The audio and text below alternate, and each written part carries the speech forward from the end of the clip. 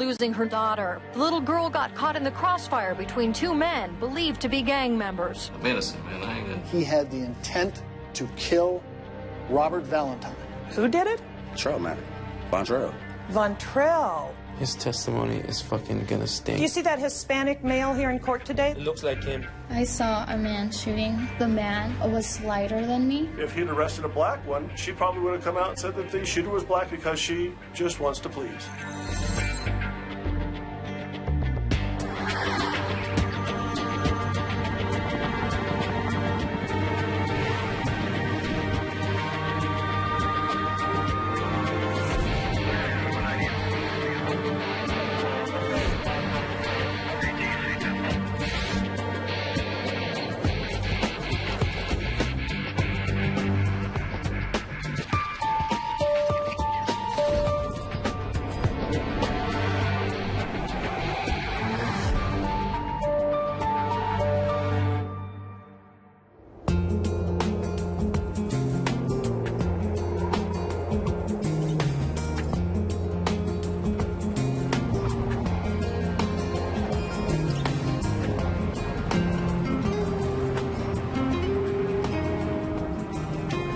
So you think Emilio will be there? I do. If he's not there, it's not because he moved. It's only because he just happens to not be there. But he still lives there. I'm confident he still lives there. Well, Emilio is a guy who he's always lived in California. He happened to be at the apartment complex where the shooting occurred. He was visiting his aunt and uncle, and he was sitting there in his truck with his friend, and he was there when the shooting occurred, and he saw a person with a gun in their hand, and he said that they were black.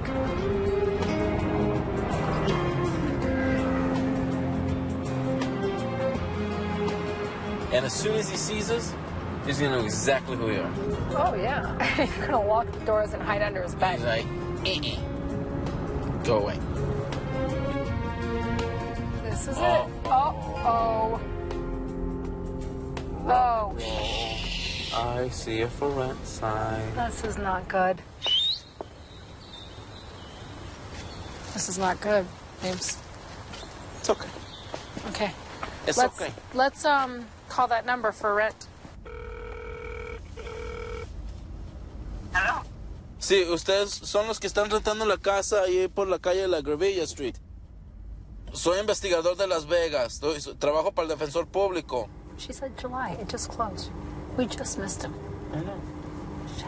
There's a for rent sign on the house, so I call the for rent sign number, and I speak to the new owner who gave me the name of the real estate agent. So I call the real estate agent. She's friends with Emilio, and she tells me that he lives with his sister in El Monte.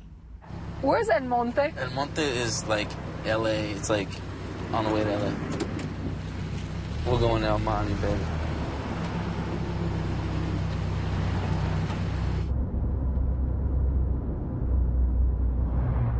I got an idea. Payphone. Ooh. Good thinking. No, I was going to flip a coin. Ooh. Tails, we call him. Heads, we wait till in the morning. No, he sees the 702. Let's make more of an educated decision than that. I thought you were going to use the payphone so you couldn't see your number. No, but I like the payphone idea because the cell phone, he's going to see 702, he's going to say, Oh, frío. Huh?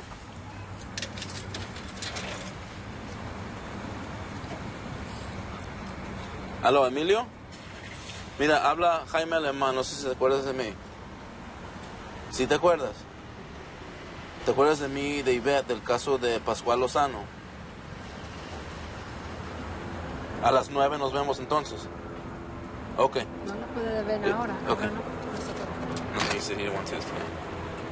He's in El Monte? He's here in El Monte. It freaked him out when I told him I was in El Monte. He goes, ahorita ya está medio raro. It's 10 o'clock at night.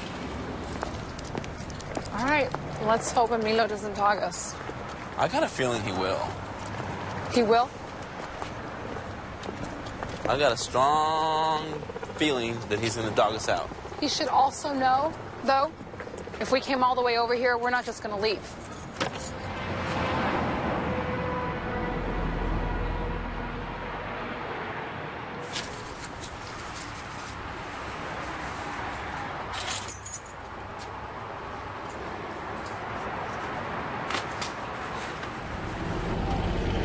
Bueno, Emilio, venimos a... El juez nos dio otra oportunidad de poner otro juicio. Todos los que fueron la primera vez vamos a necesitar que vayan también. ¿Vas a poder ir a Las Vegas? Los coordinando todos. Ok. Como si no me pueden hacer ir a fuerza. Mucha suerte. Ok. Gracias. Ya nos vemos. That was much too easy. Another one down. All that drama just to come talk to you for 5 minutes.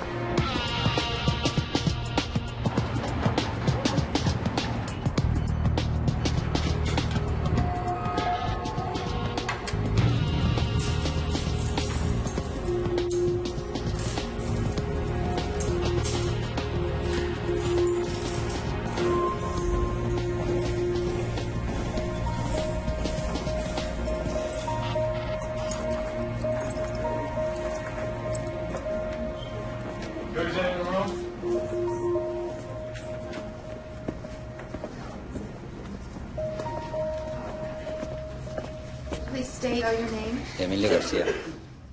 Okay, can you, if you can, point to where your aunt was living on September 7th of 2002? Viviendo el día 7 de septiembre del 2002. Estaba por aquí en este apartamento. It was right around here in this apartment. Okay, now when you were visiting your aunt, were you with anybody else? ¿Usted estaba con alguien más? Sí. Yes. Okay, and who were you with? ¿Y con quién estaba usted? Carlos Corral. Where were you in the parking lot with regards to the positioning of yourself in the car? Estábamos sentados en las puertas de atrás de la troca mía.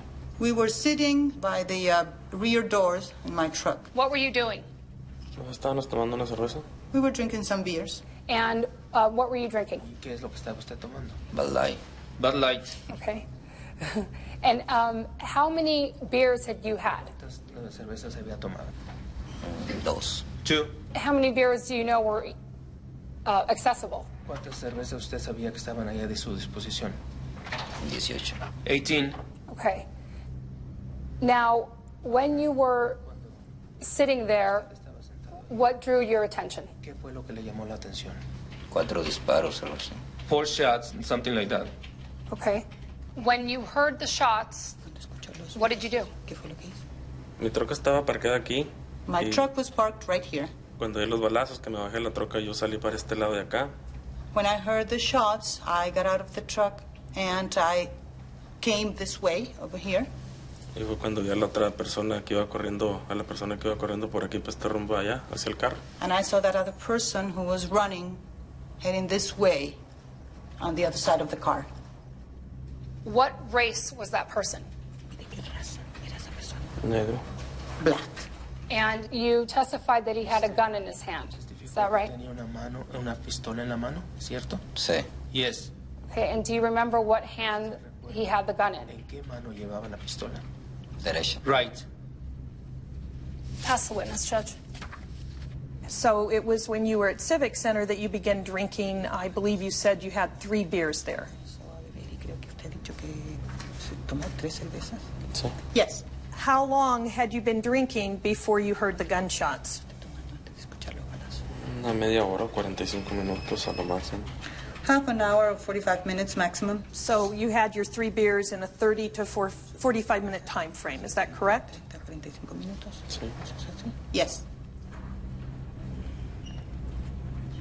Is that the handwritten statement that you made to police officers on September 7th, 2002? El día 7 de septiembre de 2002? Sí. Yes. And could you read the entire statement to the ladies and gentlemen of the jury, what you wrote?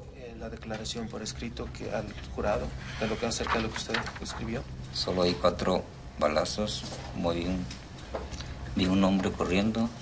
Eso es todo. El carro era Ford Taurus. El carro se fue al norte. I only heard 4 shots. Then I saw a man running, and the car was Ford Taurus, and that was it. Okay. Did you tell the police officers that day, when you were there at the crime scene with them, what you saw? Lo que usted vio? Sí. Yes. Did you tell them that you saw a person of the black race with a gun? De raza negra con una pistola? Sí. Yes. Now, you were given a piece of paper to make a statement on, is that right? Papel para que usted hiciera una declaración, ¿verdad? Sí. Yes. Well, why was your statement short? Su declaración, porque fue corta. Pues quería hacerlo lo más corto posible. Because I wanted to make it as short as possible, but Para ver si no me llamaban a corte. then maybe they wouldn't call me to court. Well, that idea didn't work. Bueno, esa idea no dio resultado, ¿eh? No.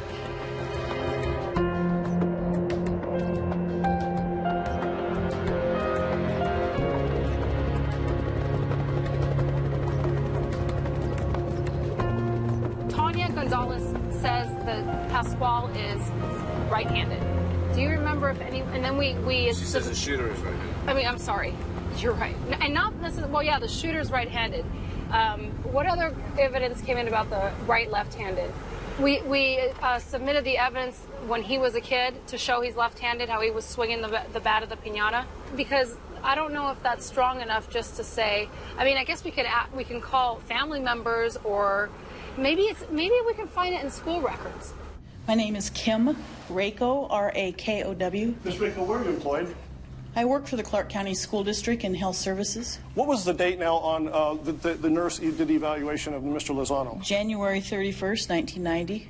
So that obviously 1990, that's some 16 years ago? Yes. Okay. And in the nurse's evaluation, does it show a dominance with regard to right hand, left hand? Yes, it's one of the standard things we did in those days, and she noted that he had left-hand dominance. Okay. Court's indulgence, Your Honor. I'm a lefty. I bat right-handed. I golf right-handed. Now, do I shoot right-handed? I don't know. I have both hands on the gun. I play tennis. What hand do you put the gun in? I was trying to think of that the other day. I probably put it in my left hand. Really? Yeah. But I'm I mean, even though I bat and I golf right, I play tennis left. So, I mean, it's hard to say. And yeah, and I don't give a shit because anybody that comes in says Pascual Lozano is left-handed. I go, what hand does he shoot a gun in? yeah. That's the only question.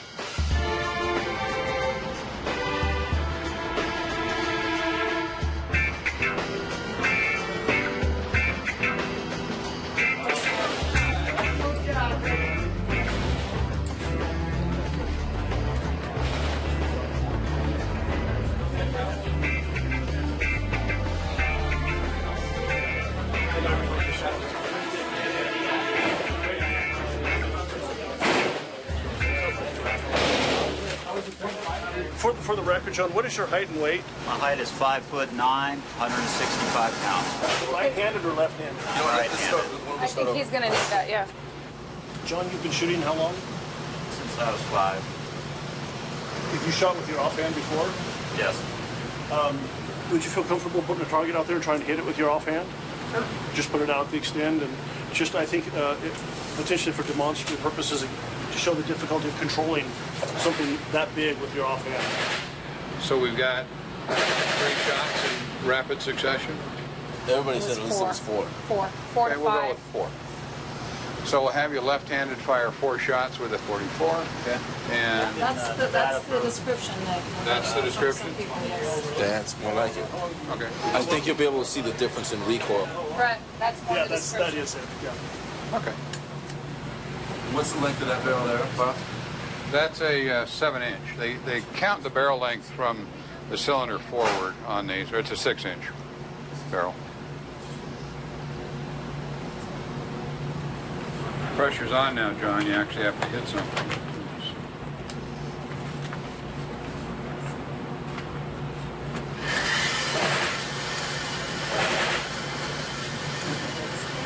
James, I want more of this view. I want to see the power from the side.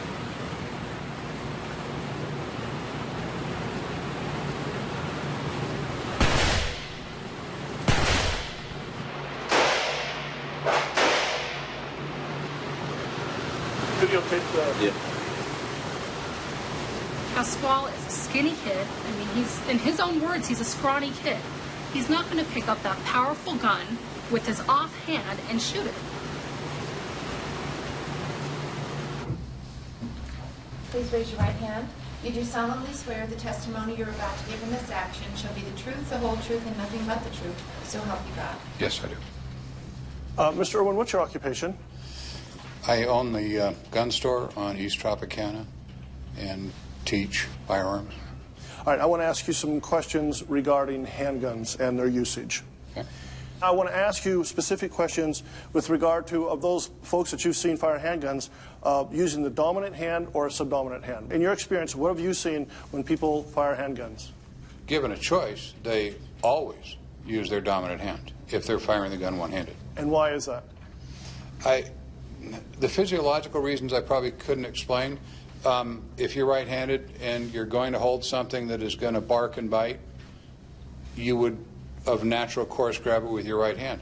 In the classes I run, I require that concealed weapon holders shoot a few rounds at close range with their weak hand. And getting people to do that is sometimes like pulling teeth. Mr. Irwin, of the 20-some thousand folks that you train and observe shoot, how many of them use their dominant hand when they're shooting a handgun? If not told to shoot with their weak hand, 100% shoot with their strong hand. Okay.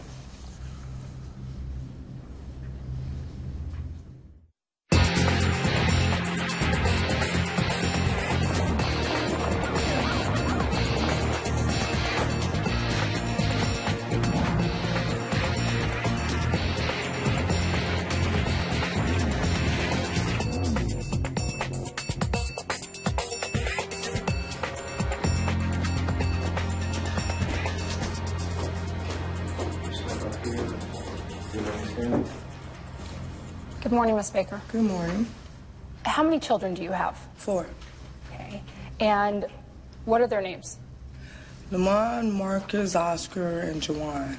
Okay. Do you also have a stepson? Yes. Okay. And what is his name? Robert. Okay. And actually, can you back up a minute and tell me what their last names are of all your children? All of them are Bakers except for Jawan. He's a Valentine. And so is Robert. Okay. And now, does Robert go by Chuck B? Yes, he does. Okay. And what did you call him? No, Chucky. Okay. Do you know Pasquale Lozano? I've known him since he was a kid, and well, he practically lived at my house. He had all sisters, and I had all boys, and he'd rather be at my house than at his own house. And practically every day and night. Okay. Pasquale participated in family activities or not? Yes, absolutely. He was part of the family. Did you ask Chuck B if Pasquale shot at him? Yes, I did. And isn't it true that your son told you, Mama, I really don't think so? He said, I really don't think so, but I don't know. It happened so fast. Did he tell you he was hurt that Pasquale was in the car? Yeah. Because they couldn't figure it out because they had no reason. They weren't mad at each other. They wasn't fighting. Did you ever know or see for yourself any conflict that Pasquale and Chuck B ever had? No. I think we need to approach Judge. That's fine.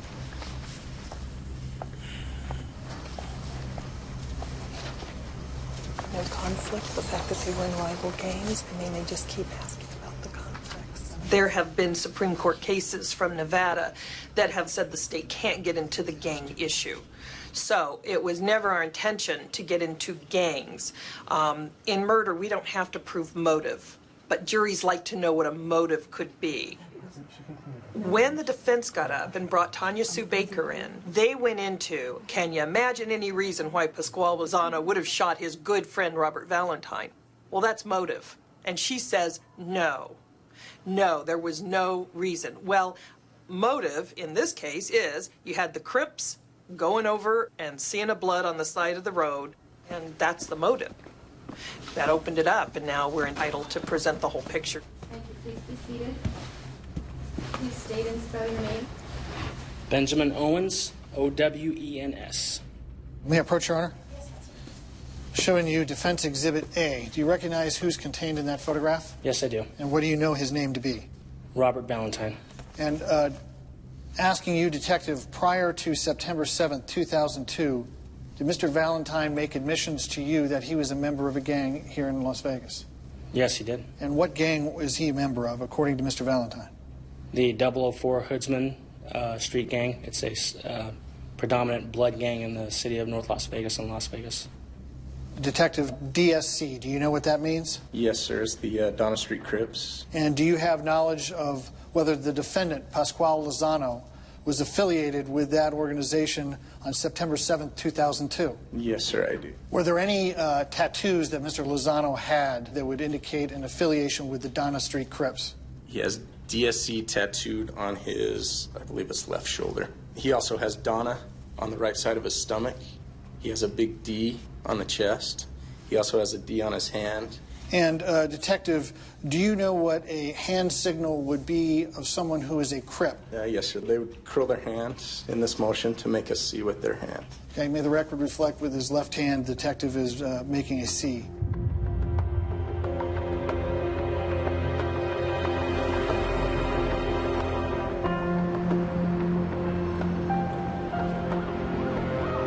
The judge is saying that she doesn't think the gangs is that prejudicial.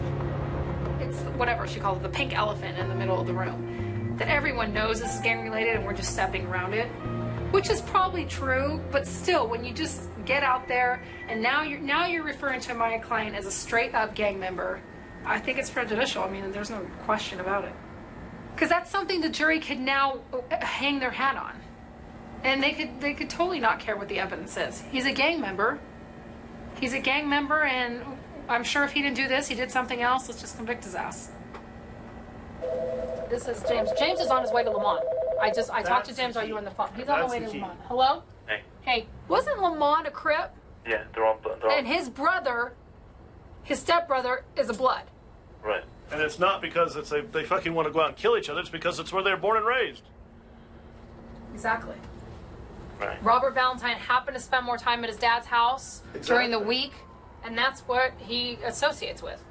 Really what we want to establish is that Jawan, Marcus, and Lamont are all Crips, and they wouldn't shoot their brother, Robert Valentine. That way we can lump Pasquale there, too. They're like brothers. Pasquale wouldn't shoot at him. You need to pull a bunny out of a hat with Lamont, if that's possible. And I'm concerned. I think it's the odds of doing that are probably less than 10% after talking. But you never know. But you never know. I think it'd be good if we brought the older brother in to say, look, your brother is a Blood. You're a Crip. Would you kill your brother for the set? Right. And see what he says. I mean, I want to talk to him before we get him on the stand, obviously.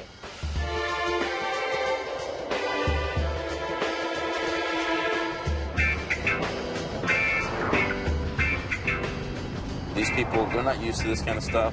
They don't want to come to court. The way this kind of culture looks at it, if anybody testifies, whether they testify for the prosecution or they testify for the defense, either way they look at it as kind of like they're snitching. But we paint the picture that, look, if you don't help us, the state is going to execute our client. Lemon lives up here upstairs in apartment D, so I'm going to go see if he'll talk to me. Hello? Hello? Hi, can I speak to Lamont, please? Okay, tell him I'm with the special public defender. I'm here on Pasquale's case. I understand the relationship between you and Pasquale from back then, right? I understand you're doing good. I know you went to prison, you got out, everything's cool, right? Jawan's your little brother? Yep. And Marcus is your little brother? Yep. Right? And Chucky. So Chuck B... My little brother also. Is he your stepbrother, or is he... Him and my little brother, Jawan, had the same father. Okay. My mom's husband. Okay, so he's your half-brother? Yeah. Right? But like I said, Pasquale, like, I love him too. He's like part of our family too. That's what he says. That's what he says. That's what he said. Come for you to come talk to you. What do you really need? I need to know how friendly Chucky... statement too. I need to know how friendly Chucky was with Pasquale. I mean, I know they're from different neighborhoods, but... No, but it was like, we all partners, okay? Obviously, my little brother knows Pasquale. Right. Jawan knows Pasquale. Right. And obviously, Pasquale knows my other brother, which is Chucky too. Right. So everybody knew everybody. Right. That's why the incident that happened... Which doesn't make any sense to me as to why P-Baby would be shooting at Chucky. Pasquale's my brother too. Right. I need the jury to hear this. I could tell it all day long. They ain't gonna believe me. I need somebody like you to come. I'm gonna see P-Baby tomorrow. Anything you want me to tell him? Yeah, tell him I love him, man. You know, tell him to get at me. You got my address and shit. Yeah. Too. I do. I do. See ya. Thank you. Bye. Hello? Hey. I just talked to Lamont. I got good stuff. He gave me everything that we wanted. He'll come and he'll say that there's no way in hell that Pasquale could have shot at him and Chucky.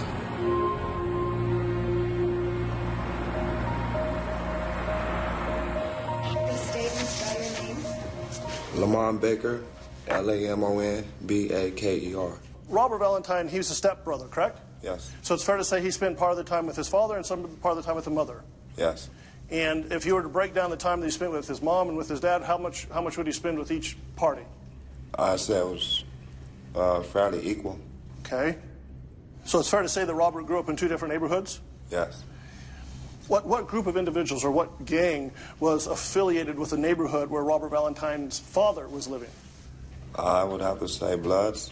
Now, what gang was affiliated with the neighborhood that you and Marcus and Juwan and Pasquale grew up in? Just like basic area? Yeah. Crips. Okay. Now, talking about your two brothers, your brother Juwan and your stepbrother Robert, did you ever see any disagreements over them because of the friends from the different neighborhoods they came from? No, sir. Okay. Now, I want to ask you about this gentleman right here at the table. Do you recognize this individual? Yes, sir, I do. And who's this? That's my brother also. Why do you refer to Pasquale as your brother? He grew up in the household as a brother also. From what you saw, how did Robert treat Pasquale?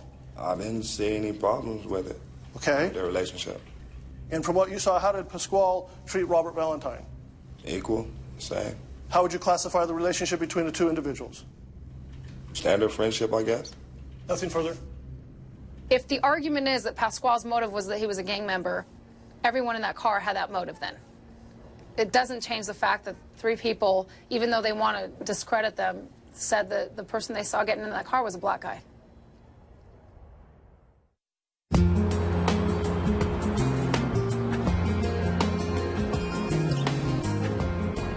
The attorneys will have the opportunity to present their closing arguments. Ms. Monroe? Pasquale Lozano got out of that car, and he took that gun, and he went into that courtyard shooting at Robert Valentine, and Genesis Gonzalez died. Who saw what really went down that night? Because if you believe Eric and Jonathan Morales, Genesis Gonzalez's killer is here. He's in this courtroom, and he's guilty of every count that the state of Nevada has brought against him. Good afternoon, ladies and gentlemen. I want to leave off right where Miss Monroe stopped, okay? Her last comment to you was, thank goodness for the Moraleses, or nobody would have been arrested, right? Well, ladies and gentlemen, Pasquale Lozano would not have been arrested if the detectives in this case would listen to all of the evidence, if they'd listened to all of the witnesses. But unfortunately, that's not what happened. I think Emilio Garcia was by far the most credible witness, the most powerful witness in this case. He comes in and he has no axe to grind, okay?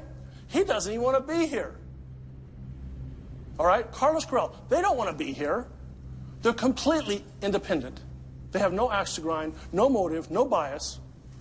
They're not pressured, and they moved to get a better vision, a better look at who was shooting. And they came back and they told you that the shooter was African American, was black, okay?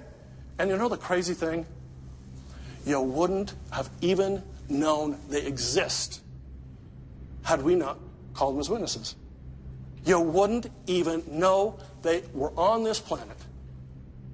There is no way to minimize what happened. No way. A little girl lost her life. I mean, it's heartbreaking. And you have to understand that it makes us sad, too. And we're not asking you to ignore it, because the fact is that somebody died. But you do have to put it aside in order to be rational. And that's so important. They bring in what? The gang evidence. The irony is they want you to retaliate and to have that mob, that gang mentality, and to punish him just because who he is. Not because what happened on September 7th, but because who he is. Ladies and gentlemen, if you look at this exhibit, You have two witnesses from this side of the street, a witness from inside the car, a witness, Robert Valentine, on the sidewalk, and you have Tanya Gonzalez over here, all of which say the same thing about the identity of the shooter. The two witnesses that the defense proffers in the parking lot, Mr. Garcia, Mr. Corral, I never heard one explanation about drinking alcohol. One witness says, we had 2 beers out of 18. The next says, I had 3 beers out of 6.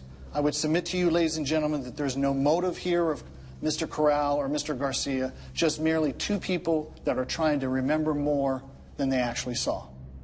And that when you look at the detailed witnesses under the context of what they observe, the detail that they remember at the time and the consistency over time, that the state has met its burden in this case, and that equal and exact justice in this case is the conviction of the defendant for counts 1, 2, and 3. Thank you.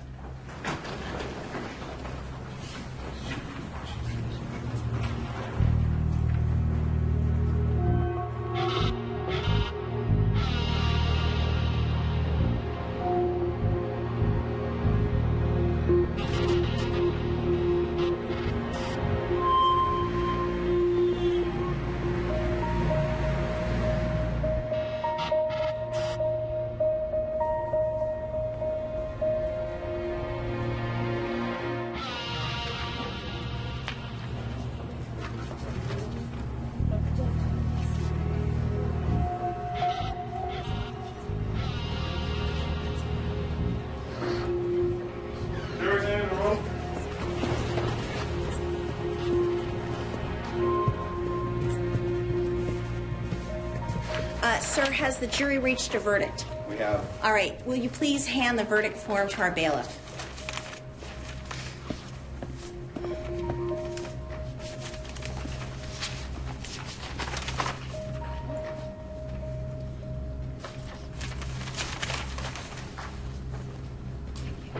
All right. The clerk will now read the verdict out loud and inquire if this is the verdict of the jury. We, the jury, in the above entitled case, find the defendant, Pascual Lozano, as follows. Count 1, murder with use of a deadly weapon, guilty. Count 2, attempt murder with use of a deadly weapon, guilty. Count 3, attempt murder with use of a deadly weapon, guilty. Count 4, battery with use of a deadly weapon, guilty.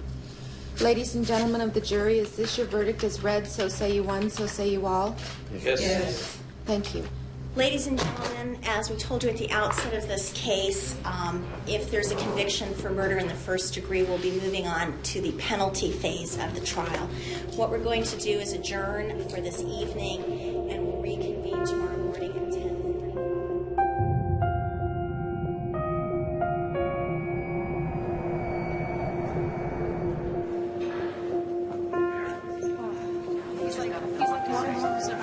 Does the person have to come in and say, I did the shooting? I'm like, well, pretty much at this point. That may not help. No, I don't even hear anything. I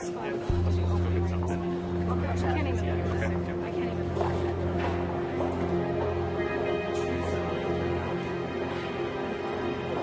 They also, they did the lessers too, obviously. They just checked every box. They checked every box.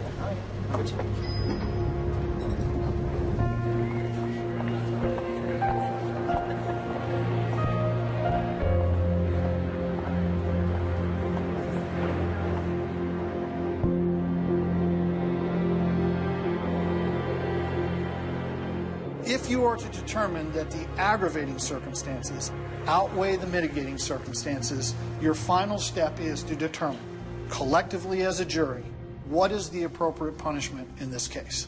And I submit to you, respectfully, that when you hear the evidence that you're about to hear, that there can legitimately be no consideration other than two sentencing options in this case: life without the possibility of parole and the death penalty. There can be no greater punishment than the death penalty, and is one reserved for those appropriate cases. Ladies and gentlemen, the only appropriate punishment in this case is the death penalty. Thank you. All right, thank you. Ms. Maningo? Thank you, Judge. Good morning, ladies and gentlemen. Yesterday you reached your verdict, and frankly, I mean, there's a big disagreement between us. I have to accept it. We have to accept it. And as professionals, we move on, and that's what we do. We have to do that. And as you can tell, Pasquale's not here today. He just can't. And so, Mr. Whipple and I are here to plead for his life. I told you in closing, and I stand by it, is that I'm proud to represent him. And I'm hoping that when you learn a little bit more about him, you're going to understand why. There is more to his life than what happened on September 7th. There's much more than that. And there's more about him that you guys need to know before you even consider imposing such a harsh penalty. They are going to ask you to kill another human being, and we're going to ask you for mercy. That is an awesome responsibility, and it's your opportunity to take the higher road. So what Mr. Whipple and I are going to ask you to do is to choose life. Thank you. Thank you. Noemi, can you tell the members of the jury what kind of a child Genesis Gonzalez was?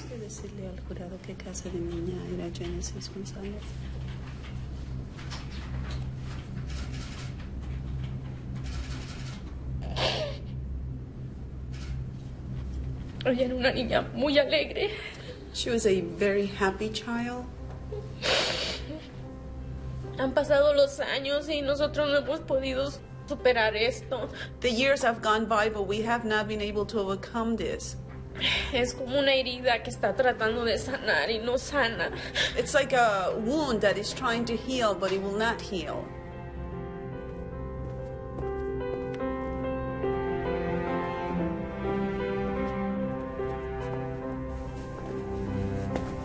How would you describe your Uncle Pasquale to somebody who didn't know him? A good man. He has a good sense of humor, and he's my uncle. And do you have an opportunity to talk to him from time to time? Yeah, he calls like 4 times in a week. And do you visit with him yourself? Yeah. Does he give you advice about going to school and what's important in life? Yeah. And what did he tell you? To pay attention on my schoolwork and don't concentrate on too much girls because they make you not do good in school. So he suggests to worry about school instead of girls at this point? Yeah. Do you listen to his advice? Yeah. Why do you listen to your Uncle Pasquale's advice? Because he always gives me good advice. How do you know Pasquale? He's my son.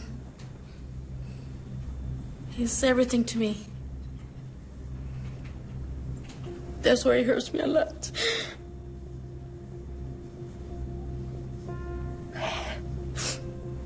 Because I know you guys have kids too. And it hurts taking the son away.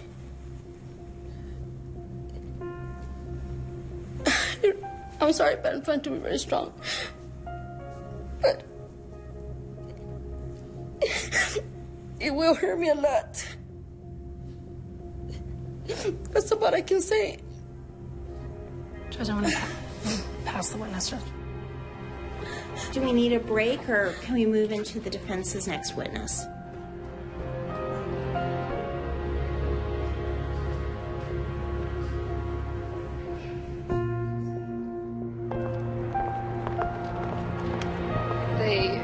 Hopefully it won't be a problem getting in.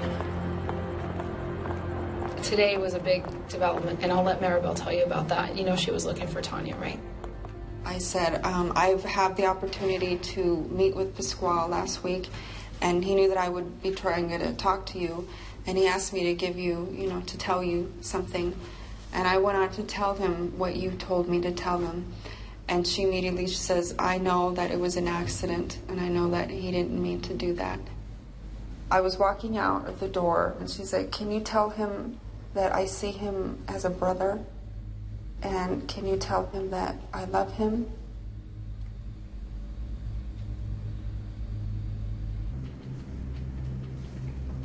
Tanya, I want to ask you some questions about a conversation you had with Maribel Rosales. Yes.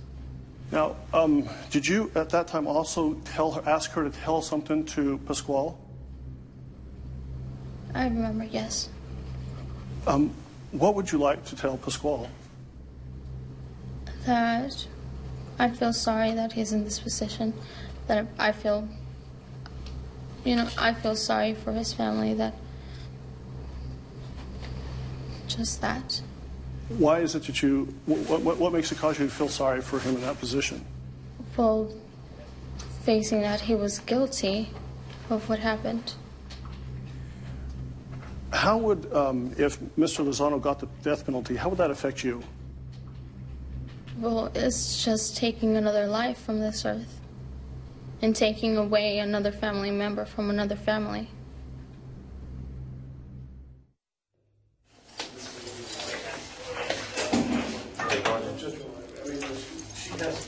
Right.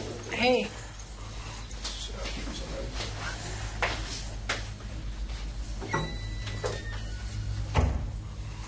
Maribel called Tanya, and then Maribel called her mom. And she said, he wants to say he's sorry to you guys. And she said, okay. She said, I'll pick up the girls and I'll be there at 10:45. Right, that's cool. Yeah. So with that in mind, you need to just think about what we're going to say, Tanya walked in the room and sat down right now. What would you want to tell her? I want to talk to all of them, really. You know what I'm saying? But I'm just saying, okay, if it's the mother. Oh, thank you for being here. And you don't have to say it the way you're going to say it. Just think of what, like telling us what you would want to tell them. I'll be like,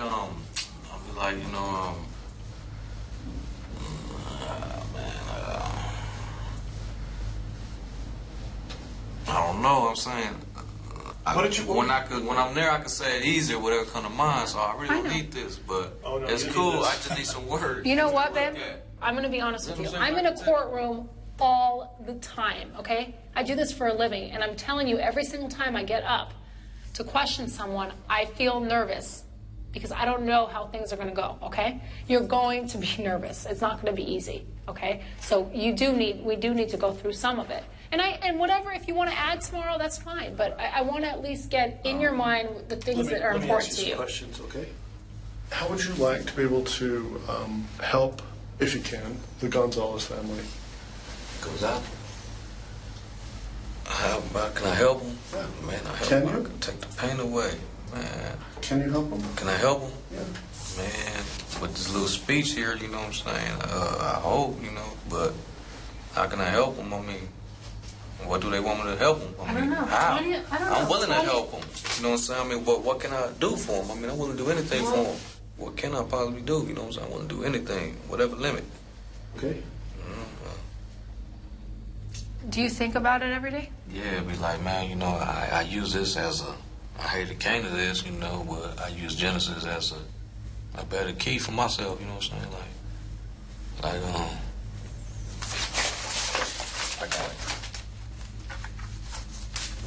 And you know what state of mind you need to be in, right? Yeah. Okay. Okay. All right, Pasquale. Okay, I got it. You're going to do great. But I can add to this, right? This is just basic. Okay. That's basically what you say you want to cover, but it's your thing. Right.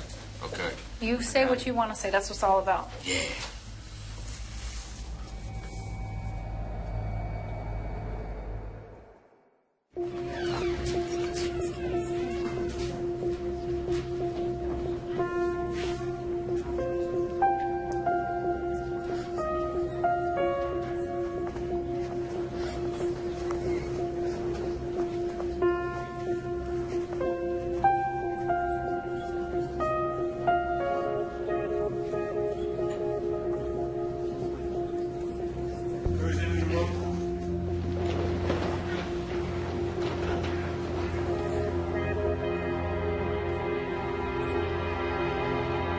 Ladies and gentlemen, the defendant, Mr. Lozano, has a right of allocution. What that means is he has the right to make an unsworn statement to you.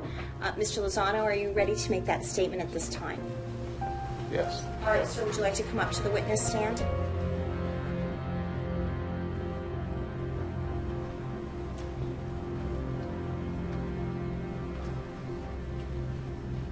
Would you drink?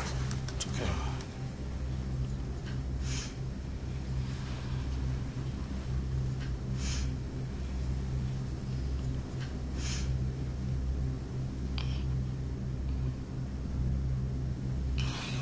he said, man, I don't think I can do it. Just take your time.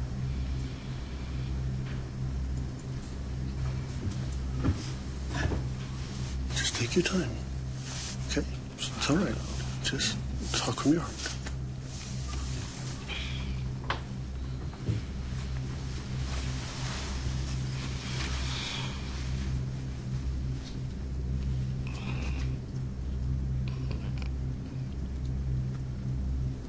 I'd like to apologize to the whole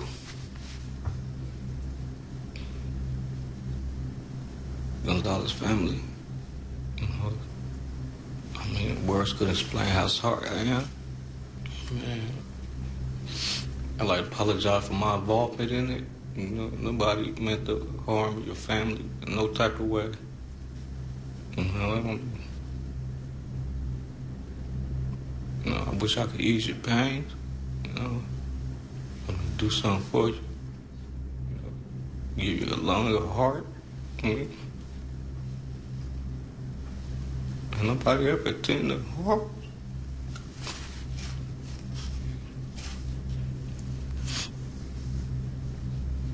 I mean, I only could imagine what you guys go through. Man, I hope you guys forgive us. Man, I swear, man.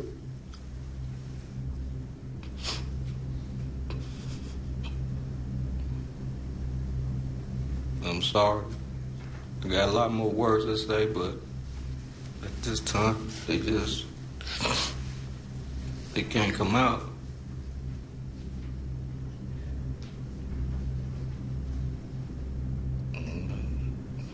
I'm sorry.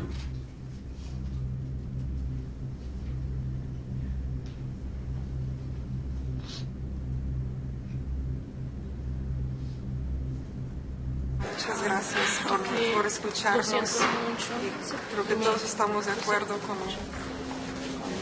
todo esto.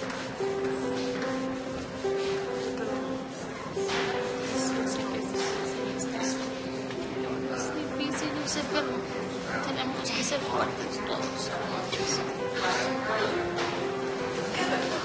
De verdad lo sentimos mucho. Ustedes no tienen por qué pasar por esto. Ni nosotros tampoco. Pero no sé, el destino, las circunstancias, no sé. No hay palabras, de verdad creo que fue mi hermano. Lo siento mucho. Todo está con Dios, está todo en sus manos. Tiene que haber justicia. Nosotros no podemos decir si fue o no fue. Pero Dios sabe quién fue. Y Dios tiene que hacer justicia. Porque Él sí es justo. Tal vez nosotros como seres humanos fallamos. Pero Él no. Él nunca falla. Como dice mi sobrino, yo estaba... Era su amigo, sí. Dice, pero yo no fui. Pero Él no puede decirlo ahí arriba. ¿Por qué no? No lo deja. No, él sí puede decirlo, sí, pero él tiene miedo a las consecuencias. Si él es inocente, él tiene que decir la verdad, porque es su vida la que está en peligro. Siguen sacando lo pasado, ya pasó. Nos tenemos que ir. Ok, muchas gracias y les agradezco mucho que vinieron.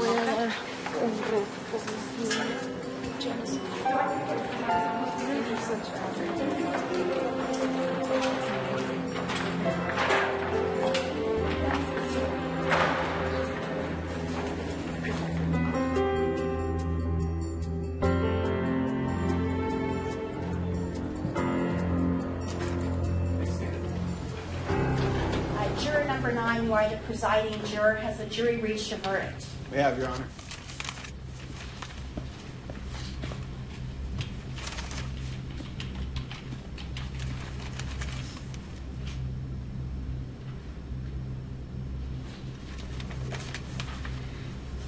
All right, the clerk will now read the verdict forms and inquire if this is the verdict of the jury.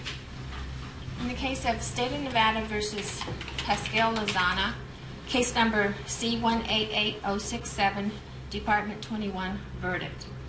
We, the jury, in the above entitled case, having found the defendant, Pascal Lozano, guilty of count 1, murder in the first degree, and having found that the mitigating circumstance or circumstances outweigh any aggravating circumstance or circumstance impose a sentence of life in Nevada Department of Corrections with the possibility of parole. Dated this 15th day of September 2006, signed by the foreperson.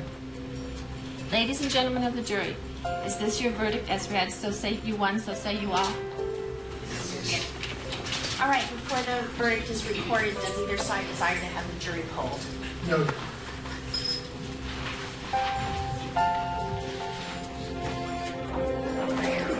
Thank God.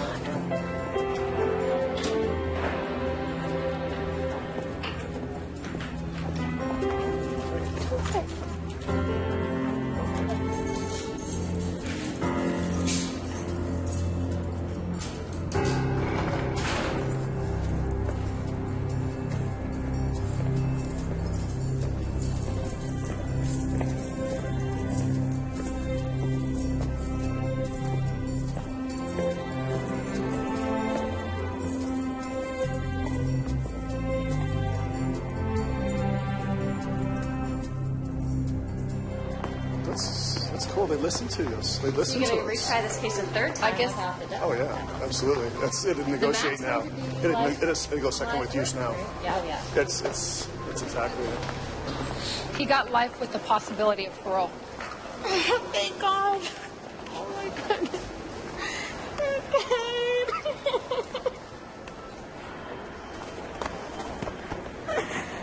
Oh my God, thank you. Thank you very much. Go tell your mom, Lupe.